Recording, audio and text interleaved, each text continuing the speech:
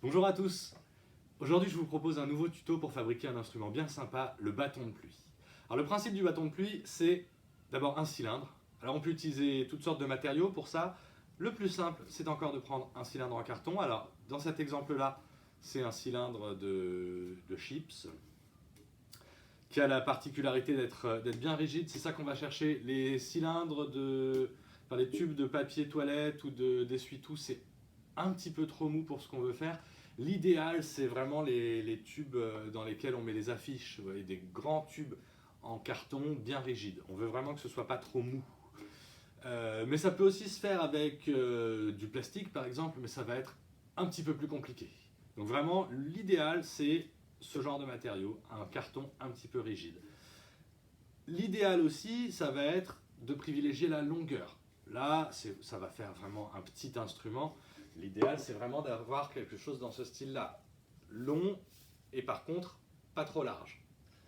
Ensuite, on va avoir besoin de tout un tas de choses qu'on peut trouver. Alors l'idéal, là aussi, c'est des pointes, des clous, hein, ce genre de choses. Mais on peut très bien remplacer ça par des cure-dents ou par des pics à brochettes. On va avoir besoin aussi de scotch d'électricien.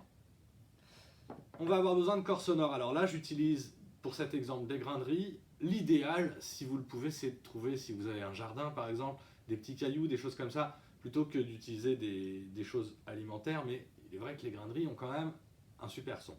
Et bien sûr, on va aussi avoir besoin d'un adulte pour nous aider à réaliser les choses un petit peu périlleuses. Alors, si on regarde attentivement mon cylindre en carton, on peut voir qu'il y a des lignes dessus qui forment une spirale, c'est-à-dire qui tournent autour du cylindre. C'est là où le carton est collé. Et ben, je peux m'aider de ces lignes-là. Ça peut me faciliter la tâche. L'idée, ça va être de planter des clous, ou des pointes, ou des pics à brochettes, tout ce qu'on veut, tout autour en faisant une spirale.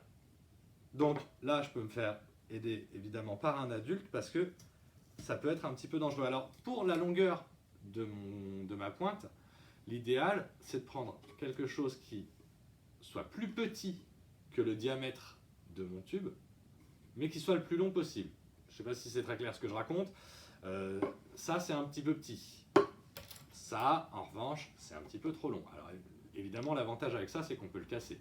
Je peux prendre juste la longueur dont j'ai besoin et casser ce qui dépasse. Donc, je mets mes pointes, mes clous, tout autour de l'édifice.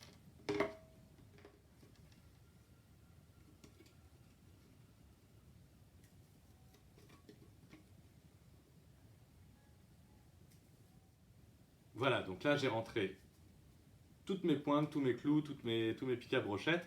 On doit voir à l'intérieur une spirale, ça fait comme un escalier en colimaçon. On peut sécuriser avec le scotch d'électricien pour pas qu'il y ait les têtes des clous qui dépassent. Donc le principe, c'est que nos corps sonores, c'est-à-dire là nos petits grains de riz, quand ils vont dégringoler dans le bâton de pluie, ils vont se cogner contre toutes les pointes et c'est ça qui produit le son.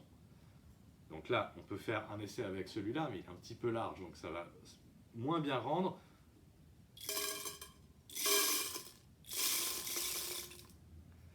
Une fois qu'on a mis nos grains de riz à l'intérieur, il suffit de le refermer. Et ensuite, on a notre bâton de pluie. Donc plus il sera fin et plus il sera long, et mieux ce sera. Une fois rebouché, donc on peut remettre le couvercle et rescotcher avec du scotch d'électricien. On peut aussi le décorer, on peut le peindre, surtout si on a utilisé du carton comme moi. Et voilà le résultat final que mon assistant va vous faire entendre tout de suite. Non, mon assistant il ne fait pas, je vais le faire moi-même du coup.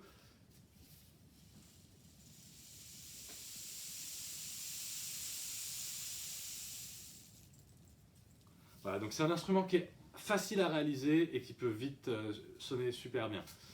J'espère que ça vous a plu et je vous dis à très bientôt pour un nouveau tuto.